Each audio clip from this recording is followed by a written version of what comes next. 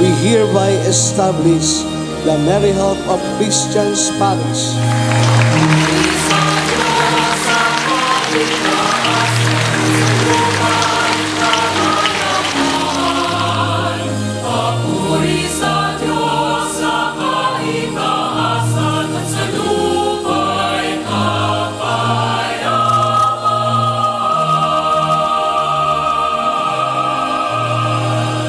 Ang sabi ng Panginoong Hesus sa kanyang panalangin sa Diyos Ama, maging isa nawa silang lahat, Ama, kung paanong ikaw ay nasa akin, ako'y nasa iyo, gayon din naman maging isa sila sa atin,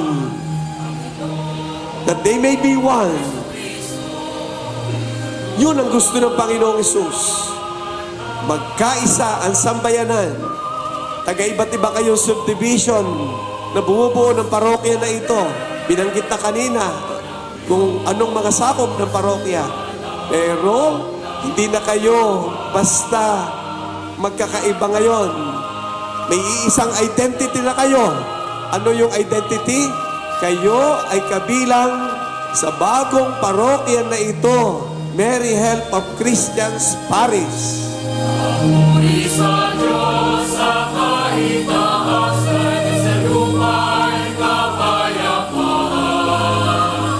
Mamahalin ninyo ang bawat isa. Magtutulungan, magmamalasakitan sa tulong ng inyong bagong kura paroko.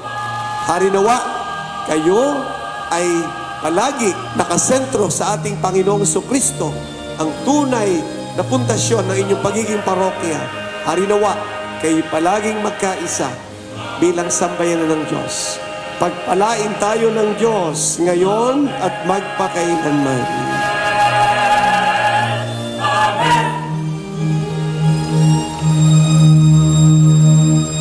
Reverend Father Randy S. De Jesus, to you, dear Father, whose sound doctrine, prudence, pastoral zeal, and other qualities I deem to be sufficient for the care of the faithful, I hereby appoint you Parish Priest of Mary Help of Christian Parish, the Heros City of General Trias, Cavite.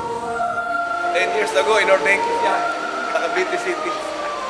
Tuntated ako.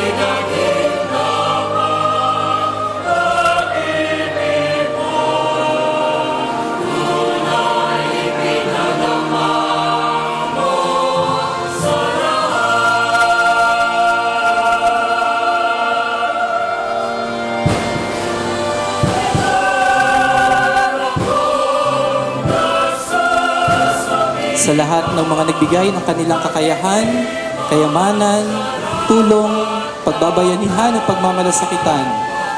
Kayo ang larawan at mukha na sa Tehero mayroong milagro. Ang karanasan na ito ay isang konkretong karanasan na ating pagsasaluhan. Sa mga kabataan na naririto, ipasa ninyo ang makasaysayang araw na ito sa hinaharap. Kayo ang kasalukuyan ng simbahan. Ipagpatuloy ninyo ang pagpapalaganap at paglago ng ating pananampalataya.